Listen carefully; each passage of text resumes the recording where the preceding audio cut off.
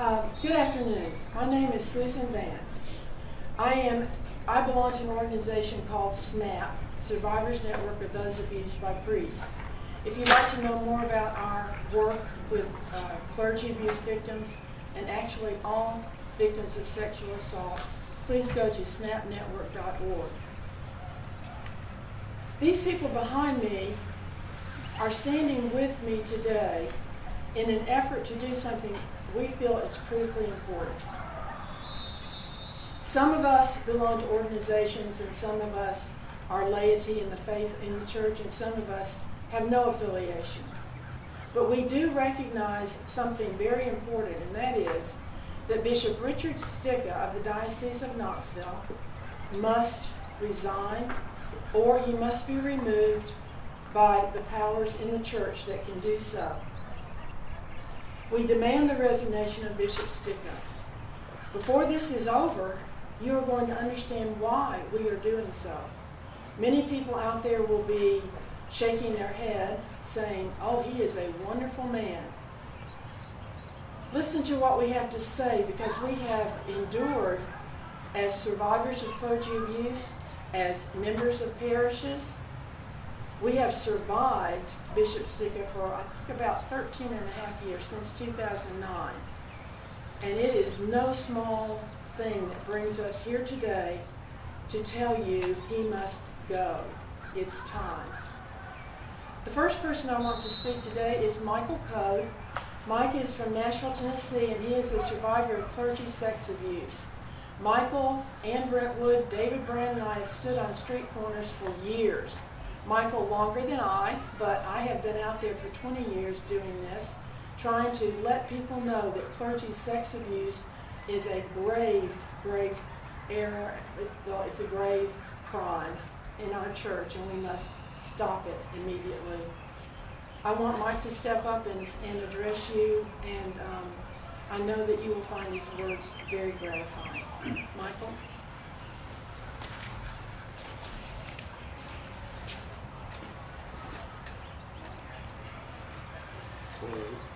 Good afternoon. My name is Mike Code. I've been a member of SNAP, which is the Survivors Network for Those Abused by Priests, for over 30 years. I am a survivor.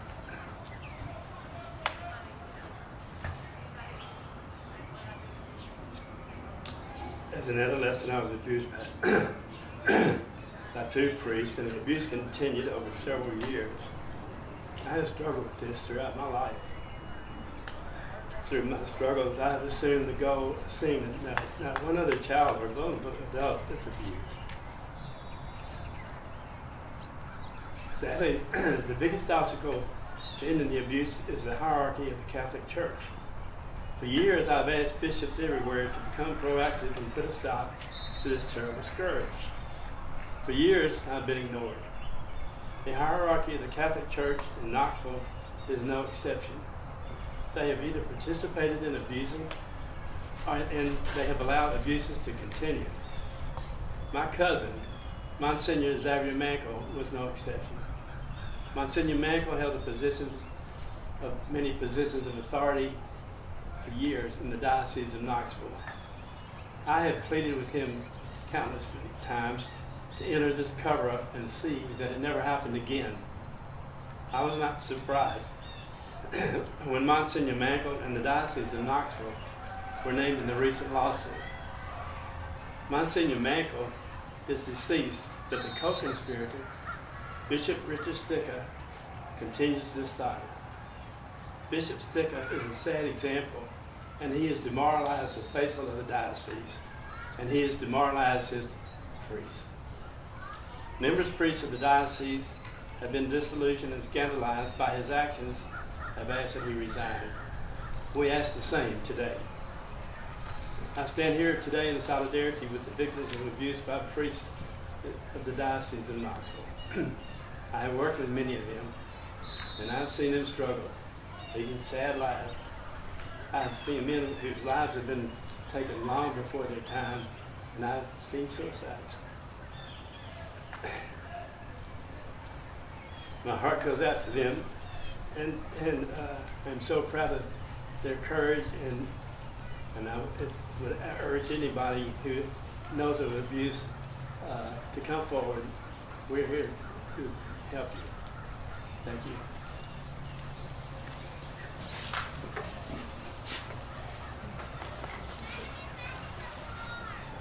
I want to thank Mike. Every time he speaks, the wounds open up again. That is true with all clergy sex abuse victims. The next speaker is Jeff Garrettson from Nashville. As you see, we've got people coming in from all over to speak to you. Jeff has founded a new organization called Keep On Surviving. And I want Jeff to come up and say a few words.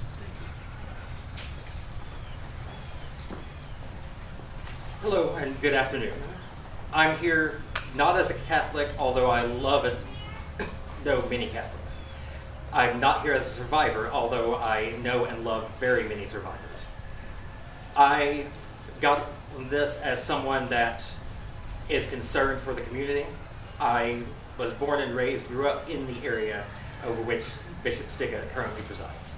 And churches, schools, these are places where people should feel protected, should feel safe, should be able to grow in their faith and learn without having to worry about predators in their midst. Bishop Stika has not presided over a safe environment. He has invited multiple predators into these churches despite the concerns of other priests, other people within the church. He has made those choices. On August 16, 2018, Bishop Stika himself said in a homily at the cathedral that if someone is covering up sexual abuse within the church, up to and including the Pope, they should resign immediately.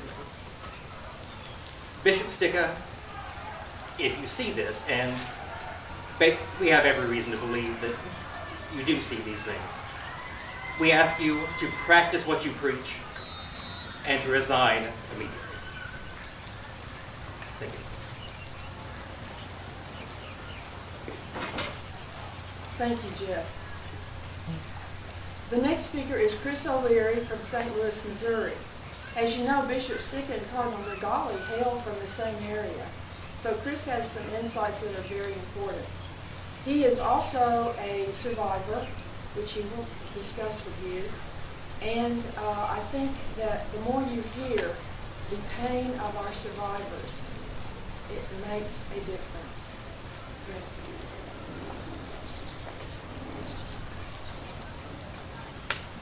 Thank you. Anyone who was involved with a cover-up should resign, even if that is the Pope himself. That clear, unambiguous, authoritative, and responsible standard is the one that we're asking Bishop Stika to live up to today. My name is Chris O'Leary.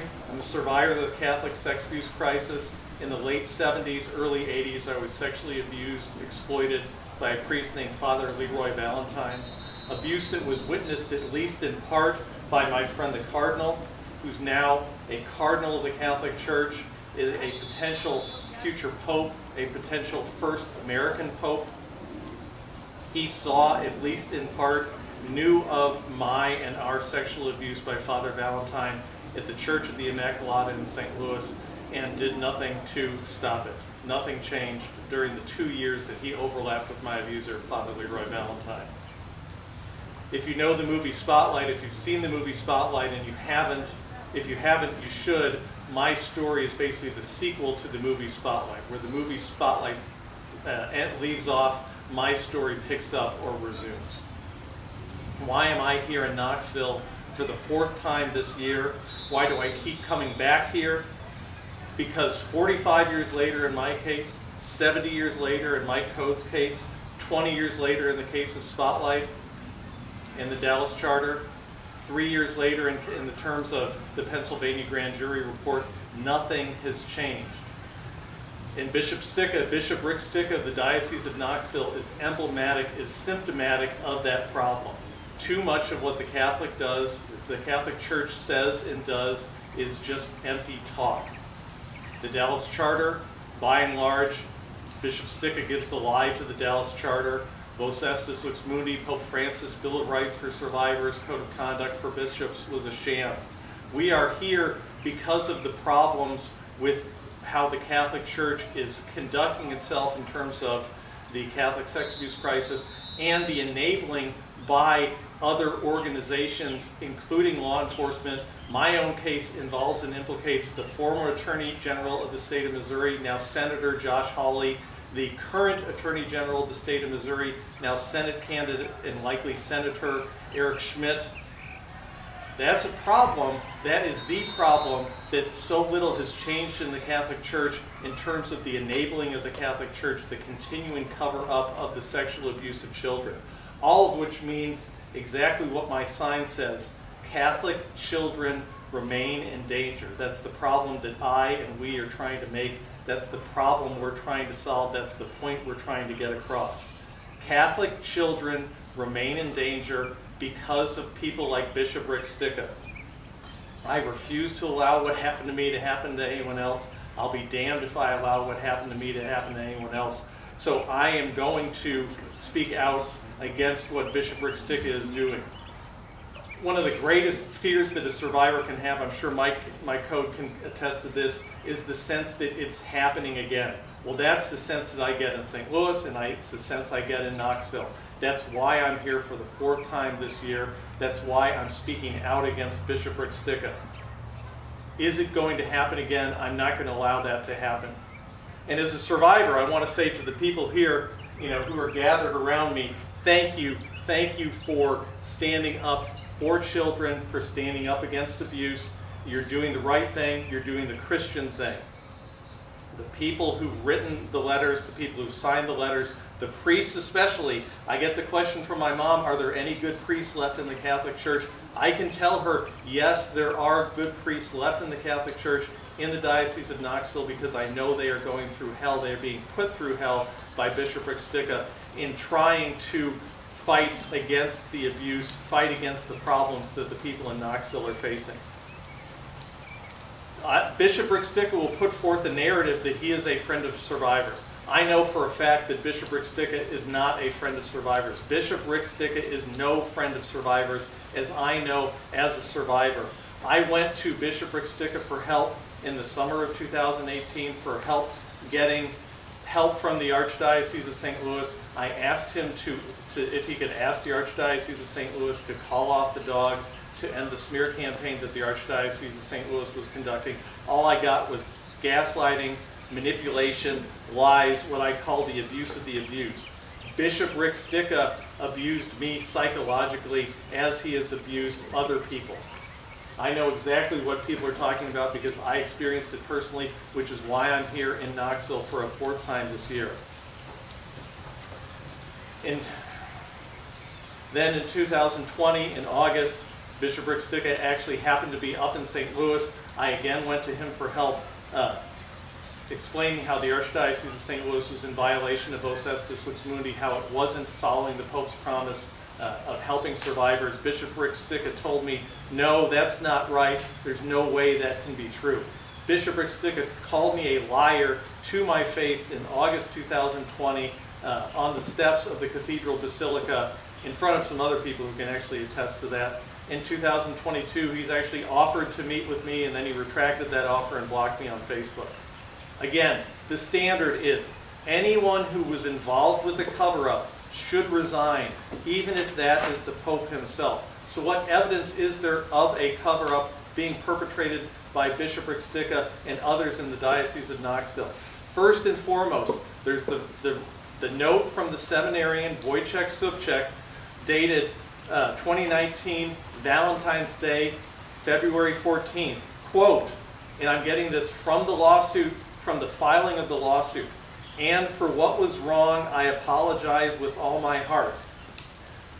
That's it right there. That's case closed right there. That's the admission of guilt, the admission that it happened. But that's not enough. That's where things start to get twisted. That's where Bishop Rick Stika gets involved. There's the missile that Bishop Rick Stika gave John Doe, the person who was raped, with a message saying, quote, "Stay always to God," a clear act of intimidation by Bishop Rick Stika in a note dated February 7th, 2019. A tactic straight out of the movie Spotlight. Again, if you haven't seen the movie Spotlight, watch it. It's very good, it's very important, and it will help you understand what's going on. There are other quotes that can be pulled out of the lawsuit. Stika told Doe that it would probably be best if Subcheck and Doe communicated through Snapshot. That's an attempt to conceal communications, to hide information from the public, to take things from texting to Snapchat where messages disappear. That's a clear evidence of a cover-up. You've also got allegations made in the video, or in the lawsuit of the diocese removing YouTube videos and podcasts. Quote, Subcheck claimed that Cardinal Zivich connected him with Stika. That statement in the podcast in which it was contained was removed. That's a cover-up. That's a cover-up to hide the involvement of Bishop Rick Stika. You've got other evidence of a cover-up coming in Pillar Catholic, J.D. Flynn's articles, the church militant Christine Niles' communication. As J.D. Flynn reported in Pillar Catholic, an instance of DARVO, which is a very common tactic of abusers, deny, attack, reverse the victim and offender, running a smear campaign against the victim. Quote, Doe raped Wojciech. That is DARVO. That's reversing the victim and offender. That is an attempt to cover up a crime perpetrated by Wojciech Subcheck, covered up by Bishop Rick Stika. Other quotes from Pillar Catholic. In April 2021, Stika repeated the claim to the Pillar. The bishop said that Subcheck, the seminarian, was sexually attacked by Doe rather than the other way around. Bishop Stika has made statements to the press as part of this DARVO effort, trying to throw the press off of the case of John Doe. Other evidence presented by Pillar Catholic, replacing the investigator. Bishop Rick Stika fired the investigator for, quote, asking all these questions.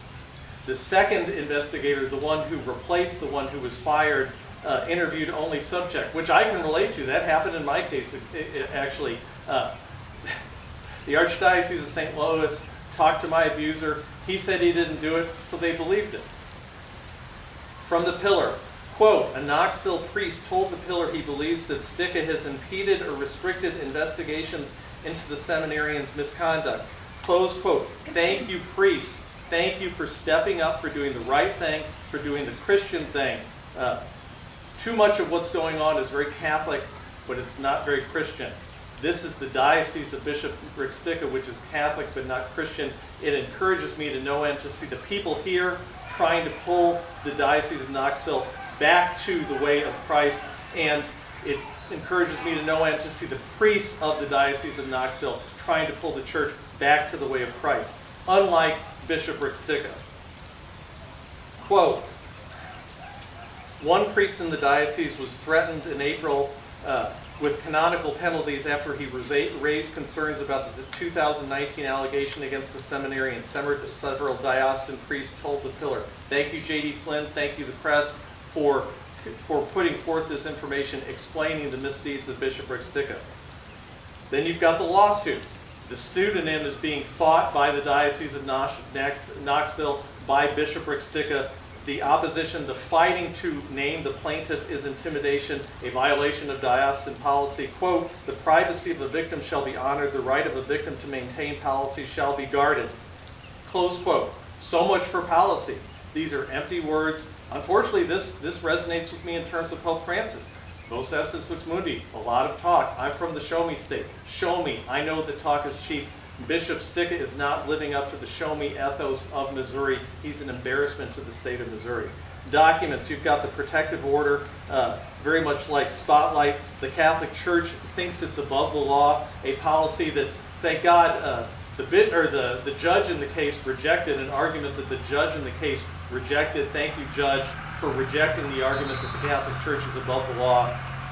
But an argument that is still also being made in New York by Cardinal Dolan, even though that argument has been contradicted immediately by Pope Francis in terms of the rescript, essentially where the Pope Francis in the hierarchy of the Catholic Church has said, we're not going to claim privilege on this stuff. Bishop Stika has acted contrary to Pope Francis. In terms of the cover-up, most recently, you've got statements by Stika to priests and lay people to the effect of Susan Vance made it all up. And that really pisses me off. I know Susan Vance. I know that she's a person of integrity.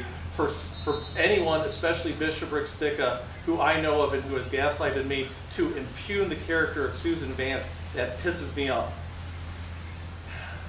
And again, statements. And she fed it to the pillar and created the whole situation.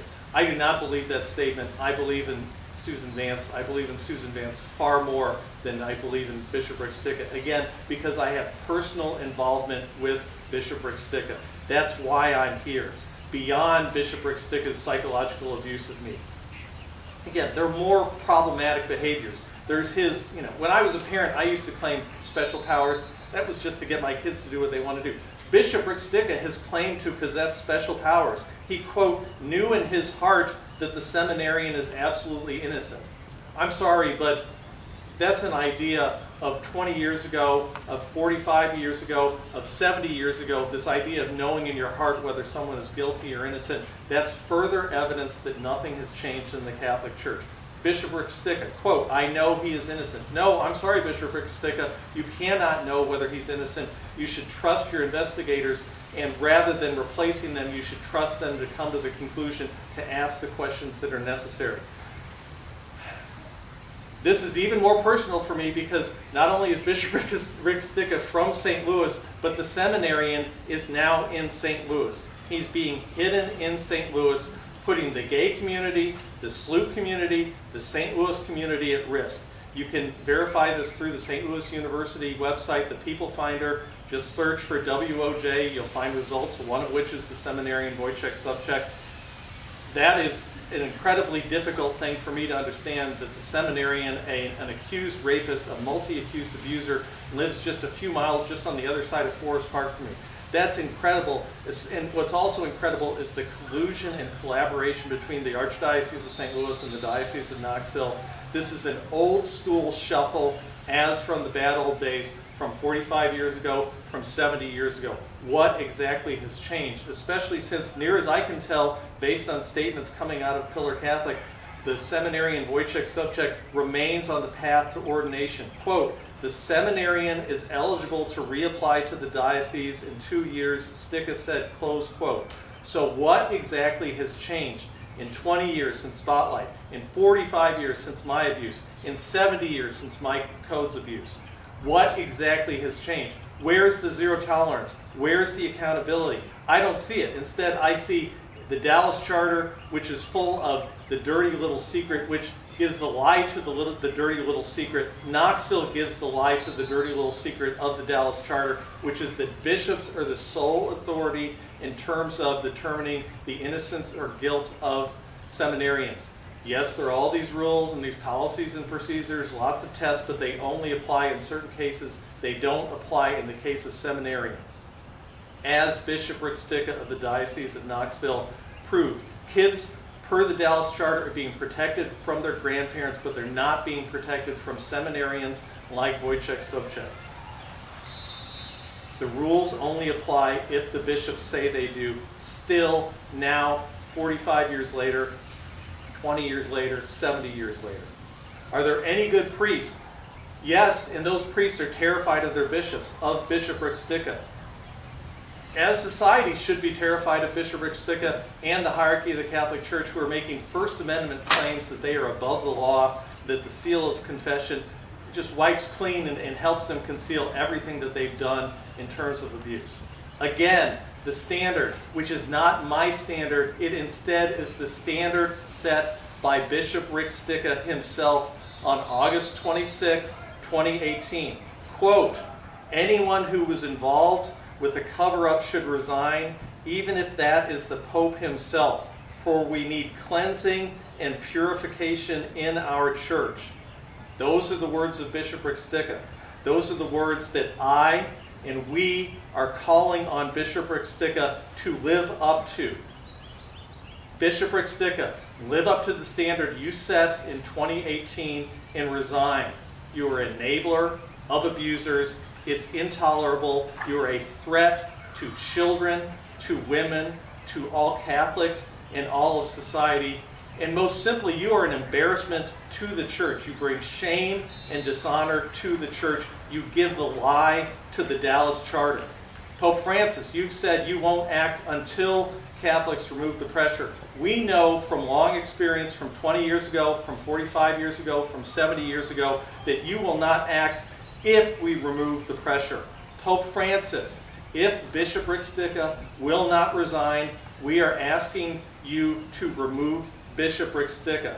Catholics, in the meantime, you have the ability, you have the obligation to reject and speak out against unjust bishops, as these people are doing, as other people are doing, hundreds of people are doing, and now, thank God, as the priests are doing. These bishops, like Bishop Rick Stika, will be the death of the Catholic Church if nothing changes. If Jesus Christ can do what he did, entering Jerusalem on Palm Sunday to a certain and known fate, then you and I and we can do this. Thank you.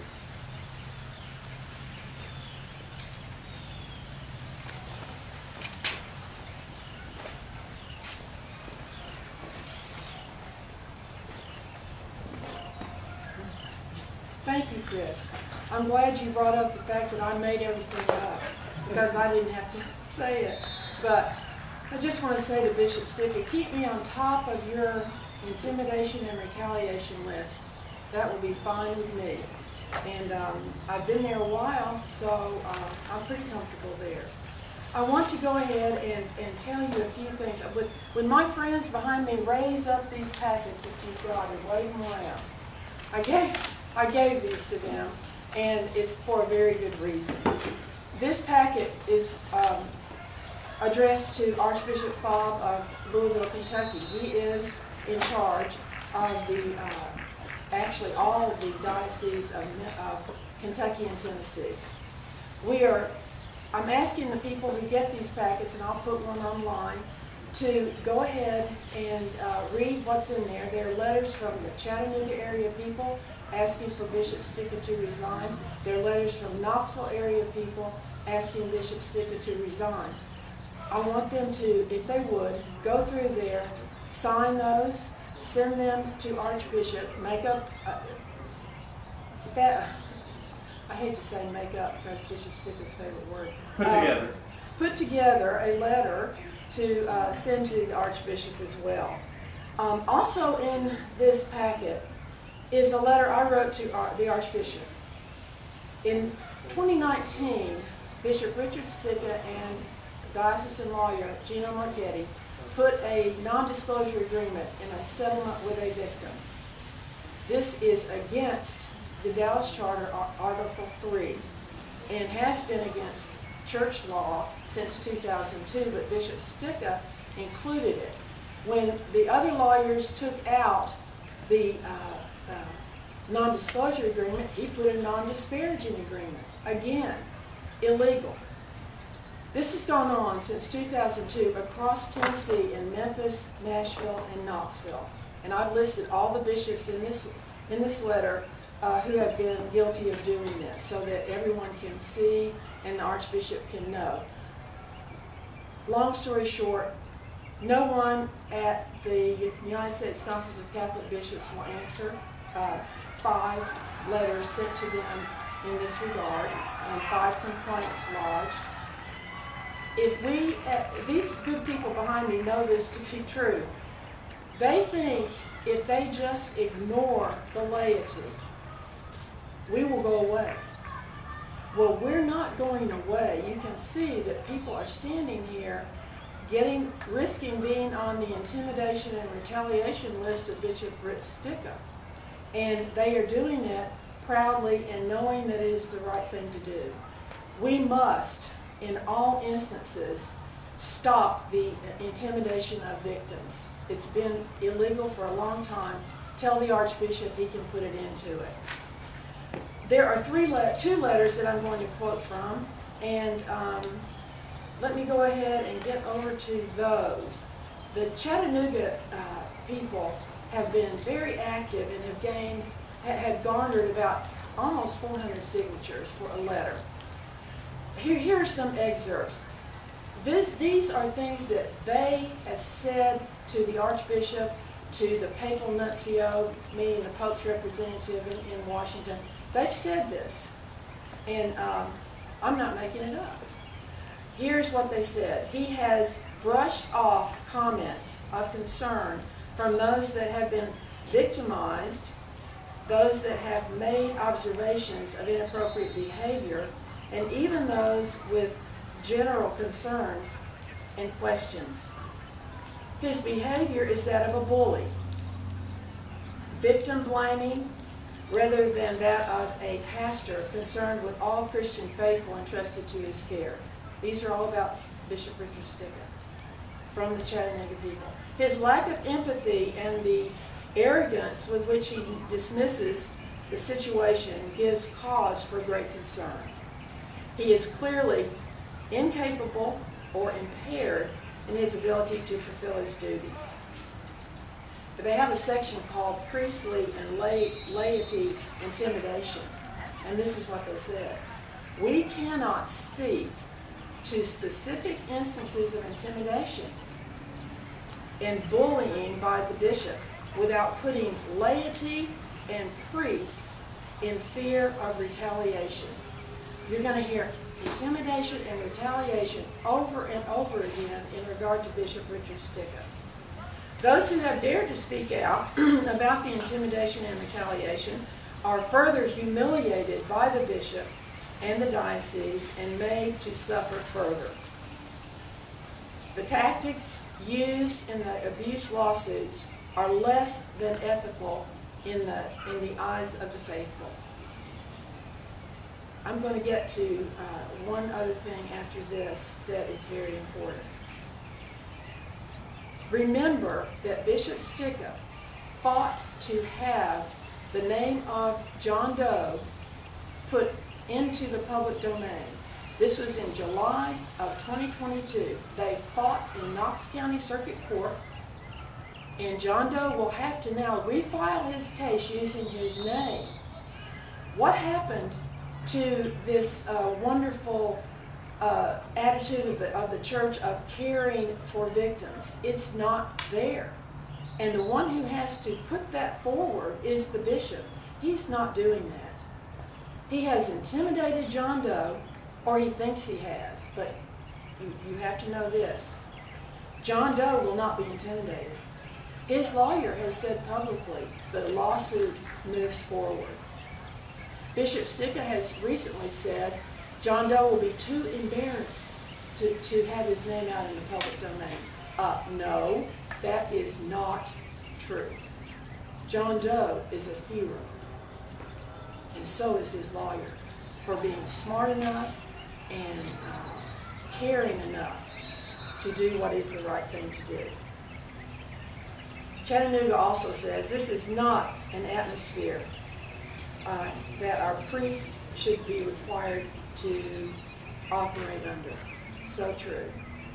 So that's from Chattanooga. Now in another letter from Knoxville, these are coming from everywhere. Knoxville sent a letter, and they had descendants of some of the first Catholics in East Tennessee. And they were teachers, businessmen and women, lawyers, federal judges, and prominent active Catholics in the Catholic Church. Here's what they say. Many years of issues that we feel violate canon laws, which are church laws, and civil laws of the land as well, constitute a breach of trust with the laity of the diocese. Did you hear that? Many years. Many. Enough is enough, the people say.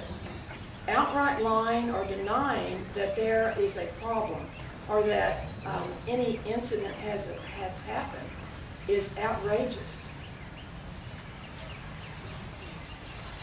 We are all exhausted and disheartened with all the recent years of problems within Bishop Stika's administration. Bishop Stika, when presented with factual evidence of serious misbehavior by the seminarian, who is part of the John Doe versus the Diocese of Knoxville and Bishop Richard Stika. When presented with facts, Bishop Stika denies the facts, ignores his advisors, and declares himself the authority. Mistrust of anyone who asks questions, no explanations, arrogance in the face of any questioning. This is Bishop Stika's pattern. And in a third letter that was sent to the Archbishop and to others, the church will only regain public trust when she investigates and takes action on her own. This group of people wants the church to act, namely the people in authority. Archbishop Bob, the Papal Nuncio, the Pope, the Congregation for Bishops, the USCCB in Washington, the United States Conference of Catholic Bishops. Good luck with that, and we will not stop until we see results of our desire that happen. Stand up for what is right. Chris really put a lot of things together that I can just let go. I want to mention one thing. When you have policies, and those policies are broken, promises are broken. We've been promised our children are safe when they are not. Because Bishop Stika, if he doesn't like a policy, he will just change it. There is a new set of bylaws, May of 2022. Bishop Stika rewrote the bylaws for the Diocesan Review Board. What did that do? If you read them, you'll see it completely cuts out any adult harassment, any sexual abuse of an adult, or sexual exploitation. The review board now must talk only about and receive only cases about children. So John Doe, Jane Doe, Celeste Arnone, so many people are cut out of receiving any help. So who's going to help them? It won't be Bishop Stika, because he won't listen. He needs to go, because we need a bishop in here who says to these bylaws, scrap that and let's go back to what the church is thinking. The church is moving toward and understanding that adult sexual exploitation is wrong and must be stopped. It is also a Tennessee law, by the way. As of July 1st, 2021, if a priest in his capacity as a priest sexually molests a woman or has sex with a woman, it is a Class E felony. So get out your orange jumpsuits, everybody, because we need to put that, stop that, and make sure that we follow the law of Tennessee. July 1st, 2021, look it up. Jane Doe, I want to say something about one parish in Tennessee. Behind me are people who belong to many parishes, some to none, but there is one parish that is being led down the primrose path by Bishop Rick Stika. St. Mary's in Gatlinburg. They are a group of great people, but Bishop Stika has totally denied them the right to know the truth. Jane Doe, the problem is that Bishop Stika waited 2 years to remove the priest. Then, after the priest was arrested and indicted, he vanished. But Bishop Stika allowed the Catholics in St. Mary's Gatlinburg to keep his name on the marquee as pastor, his name in the bulletin as pastor, and his name on the website as pastor. He's awaiting criminal trial. Bishop Stika, newsflash, this is not removing a priest from ministry. It is not according to your policy. You need to apologize to St. Mary's Gatlinburg, and you need a further apology to Jane Doe for allowing her plight to be twisted and turned, where people think, well, she must be the one that's wrong because the bishop wouldn't have left Father Pinnacle up here as pastor. So she's at fault, and he's right. That's the impression they're getting, directly from a bishop who does not follow his policy. I want to say in closing that we're not going away. We're all on the intimidation and retaliation list. John Doe has caused the earth to shake under the feet of Bishop Stika. It will never be the same because we will never stop going for the truth. John Doe deserves that. Jane Doe deserves that. Our children who are not safe, as long as Bishop Stika is in charge, they deserve better. All of us standing here are trying to tell you in every way that we can, Bishop Rick Stika must go. Do something. If you are in the Congregation for Bishops, if you're in the USCCB, if you are the Archbishop of Louisville, Kentucky, do something. And be sure to do it soon. We won't go away, and you'll be seeing us again. That might not be a pretty sight for you to see, because having all these people demonstrating in front of your cathedral, having all these people standing here with signs and saying out loud, go ahead and intimidate us, go ahead and retaliate, we're going to be here. And we will be here until this is stopped. Bishop Stika, it's time for you to go. I want to thank, before I say anything else, before I go, I want to thank John and Penny Mansko for gathering their troops of Church Militant to be here today. And all the people that were in front of the cathedral, all the people that did interviews with press, all the people who cared enough to make signs and to be heard. You are important. We love you.